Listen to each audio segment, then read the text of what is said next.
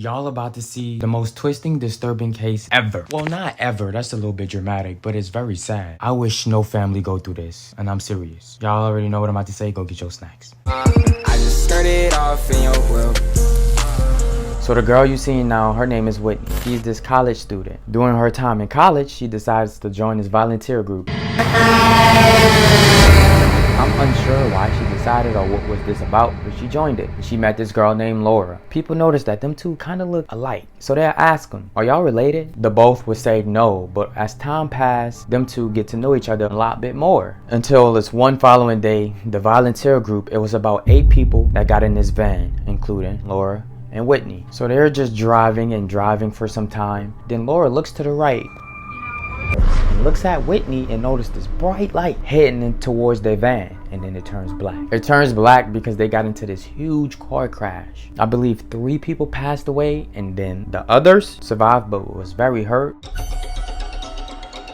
Megan, by all accounts, the scene of the crash on Interstate 69 in northern Indiana was chaos. Bodies, backpacks, and wallets scattered across the road and in the tall, muddy grass. And one of those people who passed away was Whitney. The guy who crashed into them, his name was Robert. He was a truck driver and he fell asleep on the wheel. That's why he ran into the car the way he did. And that's why this was a brutal crash, literally. So you got Whitney who's passed away, and then you got Laura. She was alive.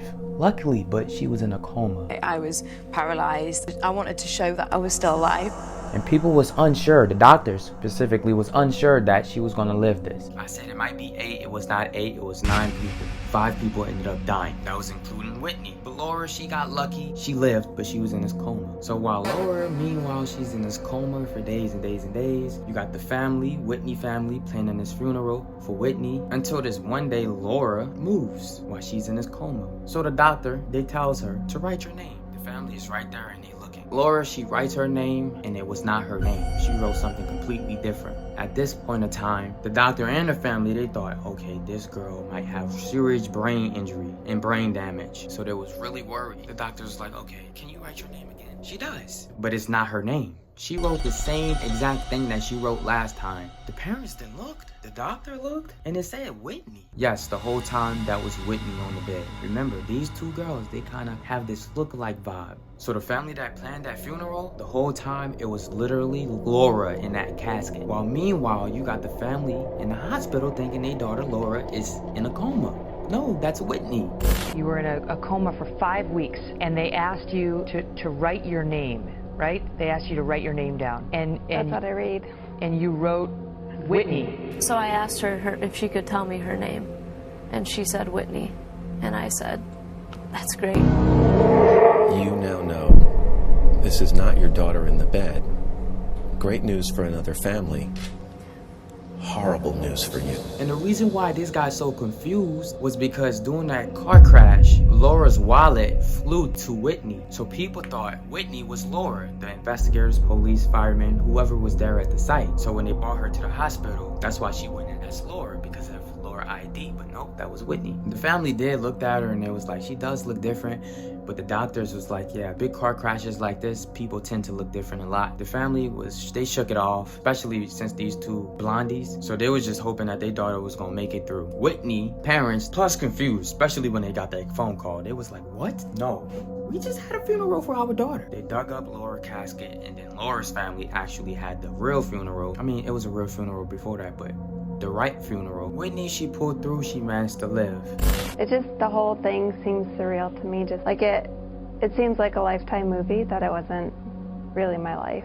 Just being the college student to survive, and I don't know, all of them led such great lives and did great things for Jesus, and I was only 18 when it all happened. These 2 families ended up getting together, and I believe they wrote a whole book about this. Alright, so even though that was very sad and that was very crazy and twisted, it's time to move on to something probably a little bit more darker. What y'all about to see is a young girl walking alone, and she get took. So look at the footage. She's walking, and then all of a sudden this guy walks in front of her. But he's just casually walking. He don't look like he's a creep or nothing, he's just normally walking. She thinks that he's about to pass him right up. Nope, he stops right in front of her and grab her arm. As soon as he do that, y'all should already have like a knife in y'all pocket. I don't care y'all age. Y'all have that knife in y'all pocket, you supposed to get stabbed. right away. But he told her something because she didn't fight back. Because she didn't fight back, he just grabbed her arm and she just went with him. All right, here's the little tip that y'all should know, okay? Rule number 1, if you don't scream, you 1000% might get took, or if you don't fight back. I was taking the garbage out.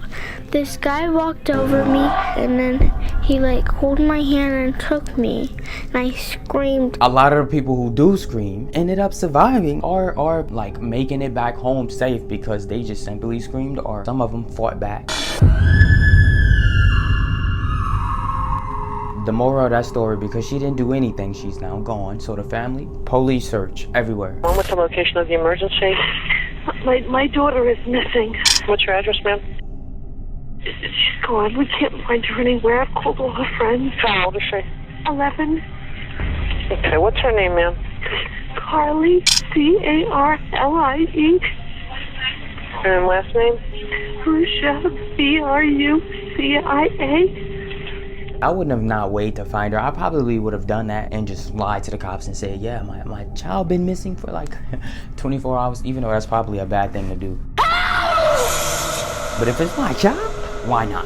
Why not? I took her innocence. I took her ability to be a child. And that was not mine to take. Now, rule 2. Let's just say this creep have you and you can't absolutely do nothing. Now, I highly believe in it. If you make yourself extremely comfortable around this person and this person knows it, it allows them to think one thing. Remember, this is all a mental game in the first place. The reason why a lot of people murder their victims is because, you know, they see their face. Not only that, they know if they just let them go, it's a chance that they can just tell somebody. They don't want to go with their word, so to 100% to keep quiet, the best thing to do is for them to die. Do you know the name of your first victim? Jerry, Nancy Jerry.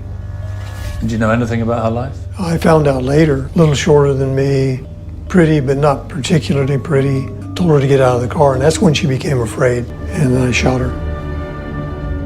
If you allow yourself to be down just about for whatever to this person and this person knows it, you telling this person, thank you, I'm so glad I'm away from my family, even though you're not. Starts to be real comfortable around this person, like you just feel at home. It's almost like you knew this person for years and this person is gonna be less strict off of you because of that mindset he came in with. It's going to be thrown out the trash because of how you act. Now, if you can't manipulate the situation and get somebody extremely comfortable with you, wait, they had a whole movie. They made a whole movie about this. A whole movie. No, it was a real life situation. I think they made the situation a documentary, and I think they made the documentary a movie. This man grabbed this girl, he took her in the woods, under this house, under her floor, and she was there for months and months and months, and he got so comfortable around her because she made him open up. And of course she was freed. Now I think this happened. I think she was able to run away or he let her go. And if things do go left and they get violent, don't go for the nuts. If they got adrenaline, trust me, you screwed. Especially if they catch you trying to kick their nuts or hit their nuts and you don't manage to do it. The best thing to always go for is the eyes. No matter how big, how strong, the eyes are gonna always be something that's not gonna be shieldable. You can't work out your eye. I mean, like, just really dig them in there. A person who can't see, can't do anything. You could definitely manipulate that situation. Back to the story. I got way off topic just now. I love y'all. Think about that just now. The fact that I just said all of that just to help y'all and y'all probably ain't gonna even go through this is crazy. Not damn one YouTuber ain't gonna be that protective over y'all as I am. I guarantee you. Like, I'll make sure y'all safe. All right, back to the story. Once this other man pops up, because he looks so much like the guy in the footage, he was interrogated. Now, this was the guy. It all made sense because his car was spotted right where she was missing at, driving in that area. So when he did grab her, he did everything that you probably can imagine. I really don't want to say it. You know, it's a young girl. I can't really say it. I don't feel comfortable saying it. And she did not make it out alive. Of course, she did not. She wasn't a fighter. I mean, it's like y'all have to fight. Like, you have to fight. He was basically just driving his car and he happened to see her. She was there, wrong place, wrong time. Her body is found on the grounds of the Central Church of Christ in Sarasota. Alright, y'all, that is the end of this video, but my bad that I'm ending it like this. But every comment that y'all seeing on the screen right now, I see all of y'all comments and I literally love y'all. Like, y'all don't understand. I don't think y'all understand. But, and look, I know I already know that I'm not like y'all average YouTubers. Like, what I mean is I don't fit in. Like, I don't fit in like y'all popular YouTubers that y'all like to watch. And I'm very, very different. So it's only a handful that gonna love me because I'm so different, and then a handful that's gonna be like, what the hell? Who is this guy? I mean, I get that, but I just cannot have this like YouTube fake Hollywood persona. Like, all of my DMs, I read all of y'all DMs and I reply to all of y'all DMs. Well, at least I try my best. I don't know. I don't even know why I'm venting. Let me just shut up. I hope y'all understand. Yeah, all right. Bye. I just started off in your